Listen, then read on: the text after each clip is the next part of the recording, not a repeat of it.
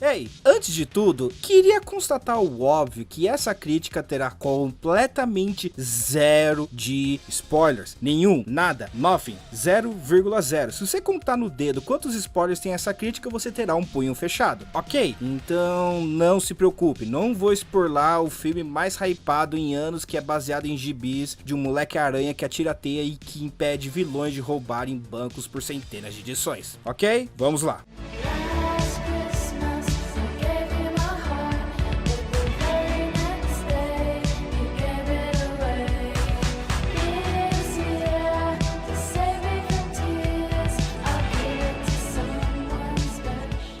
Spider-Man No Way Home, ou Homem-Aranha Sem Volta para Casa, é o último filme da trilogia Casa, do Spider-Man na MCU, dirigido novamente por John Watts, sobre Peter Parker sofrendo com o fato que o mundo sabe que ele é o Spider-Man. Então ele pede para o Doctor Strange fazer um feitiço que consertará isso, mas, obviamente, problemas acontecem e todos os vilões de outros universos Spider-Man aparecem para causar o caos. Uma pequena observação, eu estava escrevendo uma pequena retrospectiva dos filmes do Spider-Man, mas ficou tão grande que deletei tudo e deixarei isso para um futuro vídeo que talvez eu lance esse ano ainda. Mas dando um pequeno resumo, apesar de não ter lido todos os gibis e HQs do Spider-Man, eu realmente sou fã do moleque teioso, tendo consumido todos os outros tipos de mídia desde a infância e que ficará comigo até a velhice. E sobre os filmes, de novo, um resumo, com exceção de 2 filmes, eu adoro a maioria.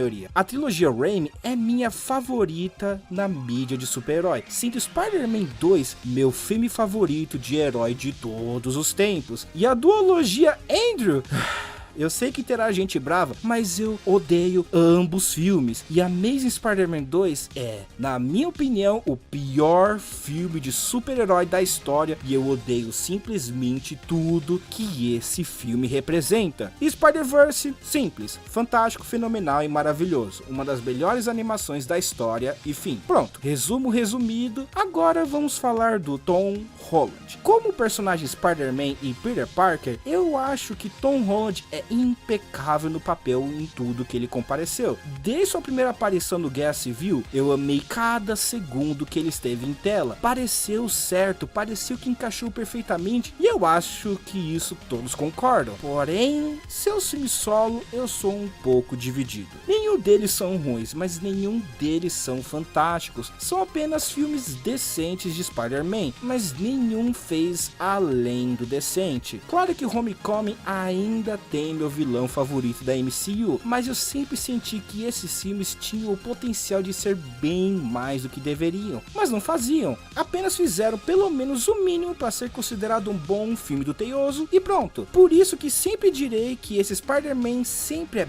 bem mais aproveitado como coadjuvante em outros filmes. E sendo o terceiro filme não apenas o mais novo projeto ambicioso da Marvel, como é também o primeiro bebê do casamento entre a Marvel e a Sony, é por isso que eu estava bem apreensivo e não quis me deixar levado pelo hype desse filme, porque não apenas a Sony possui a pior mentalidade atual de como construir blockbusters, como a Marvel está decaindo aos poucos graças ao seu conforto. Claro que tivemos Shang-Chi, eu simplesmente amei cada segundo daquele filme, mas hoje não existe mais aquela certeza inocente que sendo da Marvel significa que será no mínimo bom. Eu ainda não falei sobre Eternos, mas foi a primeira vez que senti a Marvel quebrando minha confiança. Se eles tiveram a capacidade de entregar um dos piores blockbusters da história e uma das piores experiências que eu tive no cinema, tive medo do que fariam com o meu Teioso. Mas, enfim, assisti o filme. Agora, No Way Home. Bom ou não? Valeu todo o hype? Eu digo que, felizmente, sim. Mas ao mesmo tempo, infelizmente, tem um mas. Vamos tirar o óbvio da frente primeiramente. Sim, Spider-Man No Way Home é um dos filmes mais divertidos que a Marvel já entregou. Eu não vou negar que eu adorei a experiência que esse filme me proveu. E como os trailers surpreendentemente não deixaram muito claro qual é a história mesmo, infelizmente essa crítica terá que ser um pouco mais abstrata para evitar spoilers. Mas eu posso dar toda a certeza que o consenso geral com esse filme será um gigante e imparável amor. Porque como fã de Spider-Man, esse esse filme fez na superfície tudo certo. A história, pela primeira vez na trilogia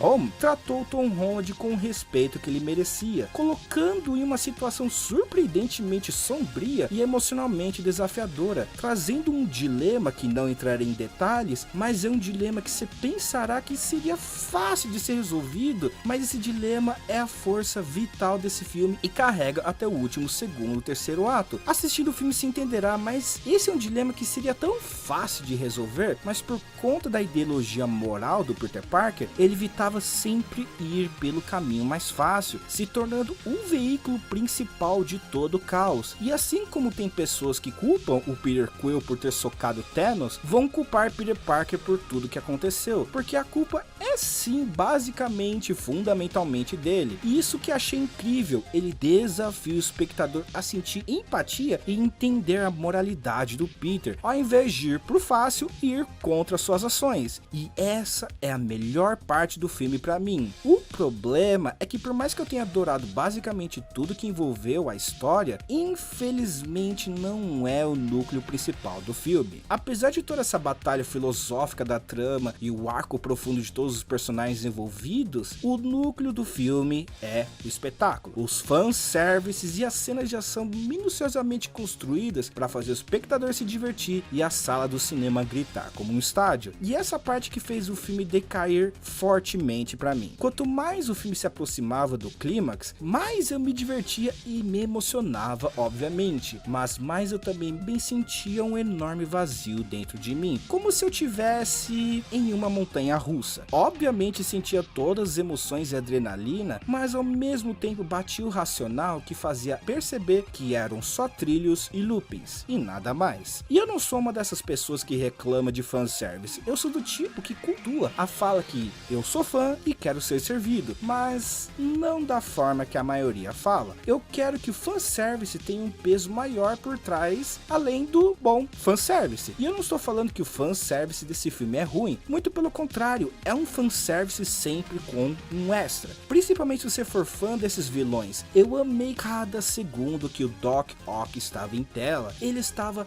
fenomenal e eu senti um respeito pelo meu filme de super-herói favorito. E o Green Goblin, meu, sensacional e fácil a melhor coisa do filme. E eles não estavam lá só para dizer falas clássicas, são os personagens de verdade. E eu amei isso, mas existem decisões e momentos que por mais boas que elas sejam, a construção foi claramente para dar continuidade às histórias anteriores e trazer uma sensação de alegria do fã. E por mais que isso não soe tão ruim, a quantidade de vezes que fizeram isso foi o que me incomodou. Existem dezenas de momentos que foram feitos para todos gritarem e chorarem, não porque funcionou na história, e sim porque o que o momento representa. E o filme só tem isso, fantásticos momentos que amontoam nada quando você enxerga o filme inteiro junto. Nada desses fantásticos momentos ajuda o arco do Peter, ou a sua história, ou o mundo que ele vive. Você poderia tirar o Tom Holland do filme que não mudaria o impacto dessas cenas. E isso eu achei realmente ruim e fez o filme parecer que tinha identidade nenhuma. Não é o filme do Tom Holland, é o filme para o fã de Spider-Man. E eu sempre irei a favor do autor e não do espectador. E quando você faz um filme só para o fã, você vai segregar as pessoas que buscam uma boa história. E a pior parte é que segrega também os fãs da própria MCU. Se você não sabe quem são esses vilões e os filmes que eles tiveram, e apenas assistiu os filmes da Marvel e da MCU, você não aproveitará metade desse filme e não entenderá metade do impacto emocional. E isso quebra o que esse universo representava, uma série fechada em seu próprio mundo. Mas agora teremos que nos preocupar com outros mundos para poder aproveitar esses filmes, e isso não é a MCU para mim. Enfim, eu sei que pareci bem negativo agora no final, mas eu realmente gostei do No Way Home, gostei até que bastante e pretendo ver outras vezes, mas não consegui deixar de sentir um vazio com esse filme, porque novamente poderia ter sido mais, mas de novo fez apenas o básico para agradar os fãs. É um bom filme sim, e supera milhões de luz o que fizeram nos filmes do Andrew Garfield, mas eu sempre sentirei que nunca aproveitaram o potencial desse personagem, e infelizmente nunca aproveitarão, porque agora agora com esse casamento entre a Sony e a Marvel, eu não vejo isso ficando melhor. Enfim, eu darei para No Way Home a nota 3.75. E agora que finalizou esse arco, eu posso afirmar agora que, em comparação, a trilogia do Tom Holland está no meio entre a trilogia do Tobey e a duologia do Andrew. Não é incrível igual do Tobey e não é horrível igual do Andrew. É apenas, bom, nada demais. E bom, é isso pessoal. Nos siga nas redes sociais para acompanhar todas as novidades do nosso canal e não se esqueça de se inscrever. E como sempre, agradeço muito a presença de todos e só um pequeno aviso. Não tenha medo de falar mal de filmes de blockbuster, não seja levado pelo hype das pessoas. Se você não gostou de um filme que todos amaram, não tenha medo de falar. O importante é a gente falar de filme, seja bem, seja mal. Aprenda a amar e aprenda a odiar filmes e não deixe a mentalidade de povo te atrapalhar.